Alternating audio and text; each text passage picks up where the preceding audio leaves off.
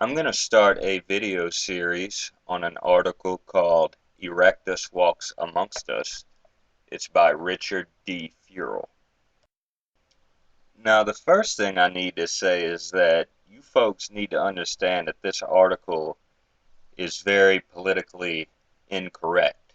I'm sure it's going to be offensive to a great many of you. I'm sure I'm going to receive hate mail from certain people, but I'm not really worried about that.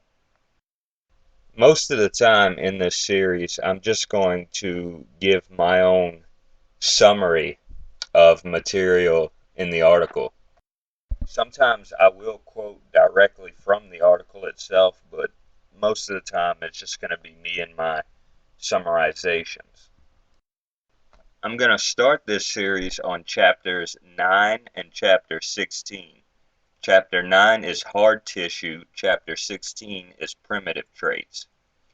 I'm going to do both of these chapters because I think that they are the most obvious and interesting and relevant chapters in this article.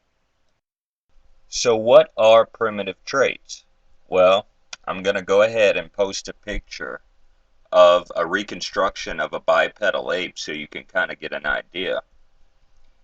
Primitive traits are basically simian traits. They're ape-like. Large brow ridges, prognathism, which means a massive protruding jaw, a flat nose, large teeth, things like that. These are all primitive simian ape-like traits. It's also noteworthy to add that primitive traits correlate highly with tropical traits, which is expected because our ancestors lived in warmer climates before they evolved traits that enabled them to live in colder climates. Okay, now I'm going to show you a picture of an illustration of a comparison between an ape skull and a modern human skull. This is just so you can get kind of an idea about primitive traits and what's primitive. Okay, very obviously you can see that the ape skull slopes far more. It has a smaller brain case. It has a much larger jaw that extends further out. You have the size of the teeth. You can also see that there is no external nose bone on the ape skull.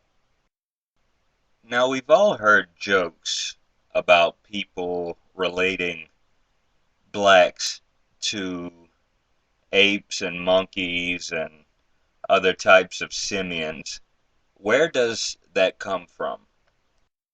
It actually comes from a biological fact that Negroids do display more simian-like traits, both within their behavior and within their physical traits itself. And many lemmings will try to say that race is skin deep, but obviously when you look at black albinos, you can still tell that they are black because of their bone structure. Now here is a picture where you can compare an African skull, which is on the right, with a European skull on the left. They've been aligned. The eye sockets and the nasal openings have been aligned on the two skulls.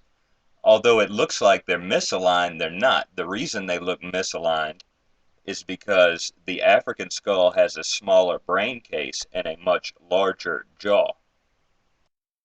Now here is a picture of a gentleman that I found on the internet. He was actually involved in a murder case, but I decided to share this picture with you all because some of his traits are just so obvious. Simian, for one thing, his nose is very flat. That is a very primitive trait. Early hominids, they had no external nose bone. The African nose is very flat.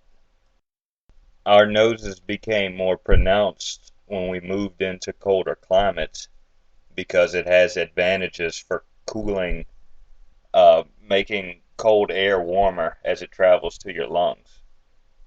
You can also see the very massive protruding jaw. That is a very primitive trait as well. Now here is a side-by-side comparison of two skulls.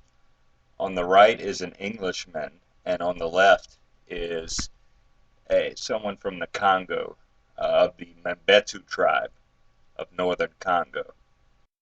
The most noticeable difference is the size of the jaw of the Negroid skull. The jaw extends very much further out, and the teeth are very much larger. You can also see that the African skull has a less prominent nose bone. Also, quite interestingly, you can see that the African skull seems to have more brain in the back, whereas the Caucasian Englishman skull has more brain in the front.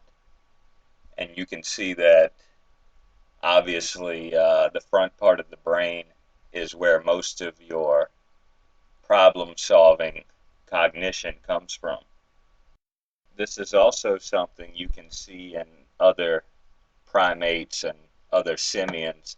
They tend to have less brain in the front and more in the back.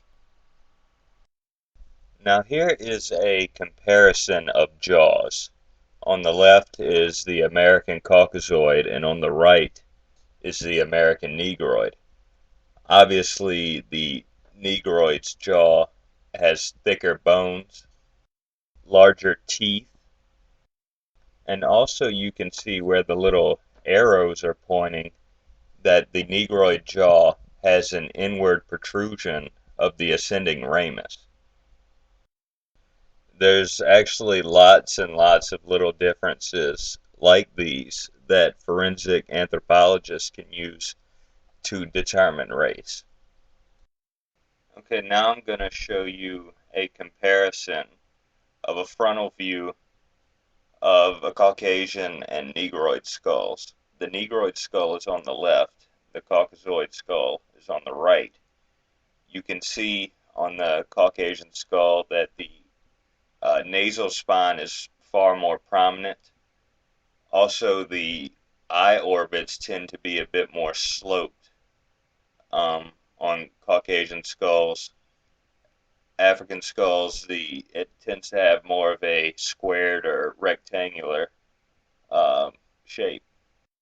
The egalitarians have a really big problem of lying to themselves, of denying the realities of race that are very obvious. The egalitarian is more interested in approaching the subject with emotion rather than a subjective, or should I say, objective mind. We will never have honest conversations about race if we ignore the actual biological basis that makes up races. I do plan to make some more videos on this article, and I would definitely recommend that everyone go and read this article for yourselves. For everything in the article, there's normally a academic source that's highlighted in blue, which is really useful if you need a source, so go check it out. Highlighted in blue, which is really helpful if you need a source for whatever reason. So definitely go check this article out.